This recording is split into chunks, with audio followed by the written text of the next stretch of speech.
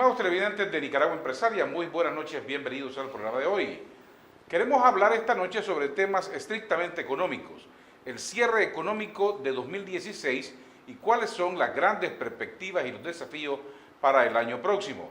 Para ello nos acompañan distinguidos economistas, Rafael López, asesor económico de COSEP, y el presidente de Copades, el economista Néstor Avendaño. Ambos bienvenidos al programa. Muchas gracias, Adolfo. Gracias. ¿Cómo estamos cerrando el año 2016? Bueno, la actividad económica continúa con un buen desempeño y yo estimo que el año va a terminar con aproximadamente un 4.8% de crecimiento. En el caso del mercado laboral, el mercado laboral está también creciendo de una manera importante. Los asegurados del INSS hasta el mes de septiembre estaban creciendo aproximadamente un 10%. Y yo estimo que para el cierre del 2016 esto va a andar por el 10,5%, es decir, más de 82.000, 83.000 asegurados nuevos en el año 2016. Obviamente este momento de una perspectiva buena en términos de la actividad económica ha estado acompañado por una condición de precios estables. Y esto ha sido un efecto de los bajos precios del petróleo, por un lado. Por otro lado, tenemos una inflación internacional baja, en niveles bastante bajos, y eso ha permitido pues, que nosotros ahorita andemos en niveles de inflación hasta noviembre de 2.3% y que podamos cerrar el año con una cifra que yo creo que va a estar entre 3,5% y 3.8% a lo sumo. Pues yo no creo que la inflación llegue a ser mayor. En el caso de los exportadores, pues los exportadores sí han tenido, digamos, una situación un tanto más complicada, principalmente por un escenario donde los precios de las materias primas han estado relativamente bajos, aunque algunos precios han venido mejorando pues a lo largo del año, como el caso del precio del café que mejoró, ahora ha bajado un poco, el caso del precio del oro o de la caña de azúcar, pero hay otros productos que han mantenido un precio relativamente bajo. Y por otro lado, y como lo hemos venido diciendo en otras ocasiones, pues estamos en un contexto donde la demanda a nivel internacional es una demanda a la baja, pues una demanda baja. Y eso pues lo que va a traer como consecuencia es que las exportaciones de mercancías se reduzcan aproximadamente un 6, un 6,5%, ¿verdad? Sin embargo, en el caso de las importaciones el asunto es un tanto distinto.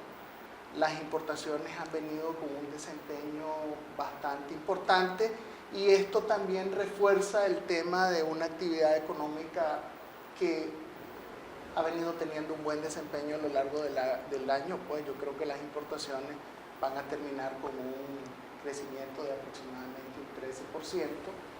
Ha seguido haciéndose un esfuerzo para seguir atrayendo inversiones.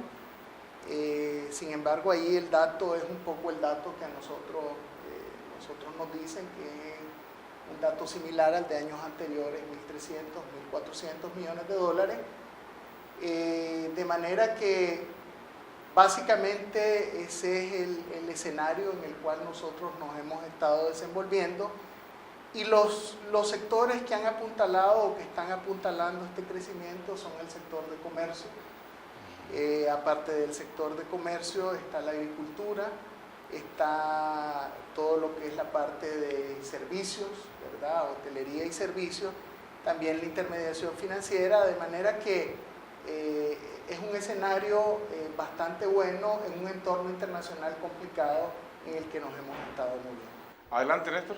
Muy bien, la economía sigue pujante. Estamos creciendo a un ritmo muy cercano al 5% anual en 2016. Un crecimiento que está impulsado principalmente por el lado de la oferta, por la agricultura, el comercio, la agroindustria y por supuesto por el lado de la demanda, por la inversión y el consumo de bienes y servicios finales. Esos son los elementos estratégicos del crecimiento económico del 2016. La inflación no más de un 3.9% este año, influenciado por la baja de los precios del petróleo, commodities, y por supuesto el desempleo bajando ya por primera vez a un dígito, según nuestra opinión, un 9.8% de la población económicamente activa. Nunca habíamos llegado a esos niveles. Para el Banco Central sí, era 5, no teníamos desempleo. Pero para nosotros en Copade, por primera vez, desde los años 90 para acá, llegamos a un dígito. Esto es un reflejo de una expansión más del empleo formal que del informal, porque el informal ya ha subido también, ¿verdad? En años pasados, comienza a disminuir muy levemente, pero se incorpora nueva fuerza de trabajo, los jóvenes, 120.000 jóvenes cada año, y esto, a pesar de eso, estamos haciendo bajar la tasa de desempleo abierto. Por el lado, todo beneficio tiene un costo en la economía, y los costos en el año 2016 los veo más en el ámbito monetario. ¿Por qué me vas a decir? Hubo un problema en 2016 en el ámbito monetario, la reducción del crédito petrolero de Venezuela. Por decir un ejemplo, en los años cumbre de este crédito, Venezuela suplía el 93% de los requerimientos anuales de hidrocarburos del país, casi 11 millones de barriles. Pero en este año apenas suple el 28%. O sea que no solamente afectó la caída del precio del petróleo, también afectó el volumen suministrado por Venezuela. ¿Qué ocurre ante esta situación? Las reservas internacionales tienen que gastarse para importar el 72% de petróleo e hidrocarburos o combustibles del país, principalmente de Estados Unidos, México y Guatemala. Es así que observamos una caída de 140 millones de dólares a esta fecha. Puede ser un poco menor porque falta un desembolso del BID, que generalmente se da en la segunda quincena de diciembre. Pero por primera vez se desploman las reservas. ¿Qué obligó esto a las autoridades monetarias del país? A tratar de sacar córdobas de circulación, lo cual falló. Hay que decir honestamente, las operaciones de mercado abierto o subasta de letras que realiza el Banco Central tuvieron un efecto expansivo en la base monetaria este año. Por lo tanto, ¿por qué tenemos una inflación baja y estable? Principalmente por el factor internacional, o sea, la baja inflación importada que tuvo Nicaragua en este año. Es así pues de que, aunque se caen las reservas, se mantiene la estabilidad macroeconómica en sus niveles mínimos. 2.5 veces la base monetaria en concepto de reserva y aproximadamente 5 meses de importaciones de bienes CIF cuando el mínimo es 4 meses. En el ámbito presupuestario, buena disciplina fiscal. Tenemos un déficit fiscal este año menos del 2% del PIB. Ya te dije, la recaudación de impuestos indirectos, bueno, creo no lo he dicho, lo voy a decir en este momento, ha sido fenomenal. 13% de crecimiento en términos reales, sin inflación, lo cual viene a justificar un buen crecimiento económico. Eso es producto de que la actividad económica se ha estado moviendo mucho en el país. En el caso del IVA, una parte es un mayor nivel de actividad económica, ¿verdad? Pero otra parte del IVA que habría que cuantificarlo también viene en ciertos casos de que hay algún aumento de precios en los bienes que se venden, ¿verdad? Entonces, obviamente, al calcular el IVA sobre un mayor valor, lo que resulta ser es una recaudación mayor del impuesto, ¿verdad? Pero fundamentalmente es mayor actividad económica. Sumado eso a lo que hablábamos recientemente, que yo mencionaba que las importaciones también han tenido un crecimiento sumamente importante de alrededor de un 13%. Pero el IVA lo estamos haciendo en precios constantes, eliminando la inflación. Es un notable crecimiento del 13%. Mucha gente confunde, sí, para aclarar al público, el crecimiento del índice mensual de actividad económica con el crecimiento del Producto Interno Bruto, lo cual es totalmente distinto. Porque el IMAE solamente observa unidades físicas de producción. El PIB es más que eso, incorpora el pago de impuestos indirectos. Pero ambos indicadores demuestran que el ritmo económico que ha tenido el país ha sido positivo. Por supuesto, Claro. por lo menos el PIB trimestral, el único disponible oficial es el del segundo trimestre de este año, una tasa de crecimiento arriba del 5% interanual. Esperamos que eso se mantenga en los siguientes trimestres. Y eso quiero unirlo a lo que decían ustedes, el crecimiento de la mano de obra que está registrándose en el Instituto del Seguro Social. Claro, por supuesto. Es decir, ahí estamos hablando de que, como decíamos, hay más de 80.000 trabajadores que están ingresando a la fuerza laboral formal.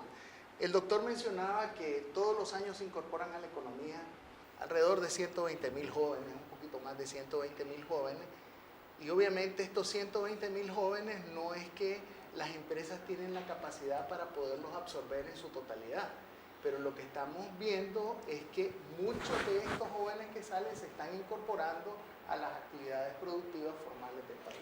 ¿Qué ha tenido que ver en este crecimiento económico el hecho de que la factura petrolera ha tenido ahorro? Bueno, ha implicado de que los empresarios, especialmente el sector comercio, hayan importado más bienes de otro tipo. El petróleo ha garantizado la actividad económica en términos de volumen. Estamos incluso acercándonos a 12 millones de barriles anuales. Antes era una moda de 11 millones, algo así estaba, pero ahora estamos acercándonos a 12 millones, producto de la misma intensidad de la actividad económica. Pero esto ha conducido a un mayor volumen. La caída del petróleo mantuvo el volumen, lo subió un poco, pero el volumen de otros bienes también aumentó. Y aumenta especialmente los bienes de consumo no duraderos, o sea, alimentos, medicamentos, este tipo de productos. Es decir, lo que se ha ahorrado en la factura petrolera o gasto de combustible, lo estamos gastando en otras áreas. En otras áreas. Pero eso dinamiza la economía. Por supuesto. Está dinamizando la economía, es decir, aunque el gasto se traslade de un rubro a otro rubro, hay otros sectores que están creciendo. Sobre todo el comercio. El sector transporte ha incrementado sus importaciones, vemos más unidades. Llantas, repuestos, baterías, entre otros. nuevos Y vehículos. leí también que el INE dice que el consumo de combustible en el país se ha incrementado. Sí, se ha incrementado. Es producto de los precios que han estado fluctuando. Está saltando de 11 millones de barriles a casi 12 millones de barriles anuales. Y ese es un efecto que no solo es de este año 2016, sino que también en el 2015 ya venía dándose un incremento en el consumo de los combustibles. Para concluir en el tema del 2016, cerramos muy bien la economía está sana, está estable, no enfrentó riesgos o cuáles fueron los riesgos este año. Para mí hay algunos riesgos, ¿verdad? Un riesgo fue la reducción del crédito petrolero, que incluso provocó un problema empresarial. Los inventarios aumentaron y el valor de las ventas disminuyeron en mayo, junio de este año que termina. O sea, eso es producto de la sacada de circulación de Córdoba del mercado para proteger reservas. Aunque te dije que estas operaciones al final de los 12 meses del año, durante 8 meses fue expansiva fue expansivo el efecto de las letras, o sea, no redujo base monetaria. Ese es un riesgo que ya puso en lección, tiene esa lección el Banco Central, porque quitar mucho medio circulante del mercado es quitarle combustible al carro. En este caso el carro es la economía y tiene que avanzar, y si le quitas combustible, pues desacelera el crecimiento económico. Creo que el banco tiene que ponderar muy bien, equilibrar muy bien las operaciones de mercado abierto en el futuro, pero a un mayor costo, que es un riesgo que ya lo vio hoy. Tiene que subir las tasas de rendimiento para hacer atractivas estas inversiones financieras. Otro de los riesgos que hubo acá fue el riesgo político, hay que mencionarlo. El riesgo político hizo que el riesgo país pasara de moderado a alto de nuevo. Ya en la última recta final del año. En el segundo semestre. O sea que en este caso, a sabiendas que el riesgo económico y el riesgo financiero vienen disminuyendo, se nos impulsó el riesgo país por el ruido político de junio a noviembre, antes de las elecciones. No afectó a la economía, pero sí afectó las decisiones inversionistas, y eso hay que decirlo. Yo creo, estimado Adolfo, que en este año el flujo de inversión extranjera directa en términos brutos es menor de 1.300 millones de dólares. Eso se logró percibir en la evolución de la inversión a lo largo de los primeros 6 meses y especialmente en los 2 primeros meses del segundo semestre. Actualmente está pujante, pero ese ruido político está exacerbado por decisiones políticas que vinieron a, llamémosle así, a provocar incertidumbre, no entre las empresas que están produciendo, sino en los futuros inversionistas que están pensando cómo llegar a Nicaragua. Permítame ir a unos importantes mensajes de nuestros patrocinadores y volvemos para hablar, al regresar, de las perspectivas económicas de Nicaragua el próximo año. Ya volvemos.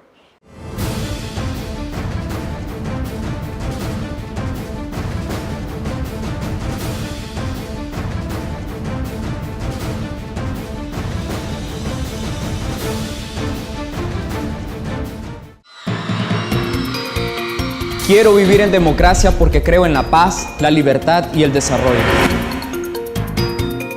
Para poder expresar siempre lo que pienso y lo que hago. Para elegir libremente y que mis propuestas sean tomadas en cuenta. Un país donde se promueva la tolerancia y el diálogo. Donde todos tengamos igualdad de oportunidades y derechos. Queremos vivir en una Nicaragua en democracia y prosperidad.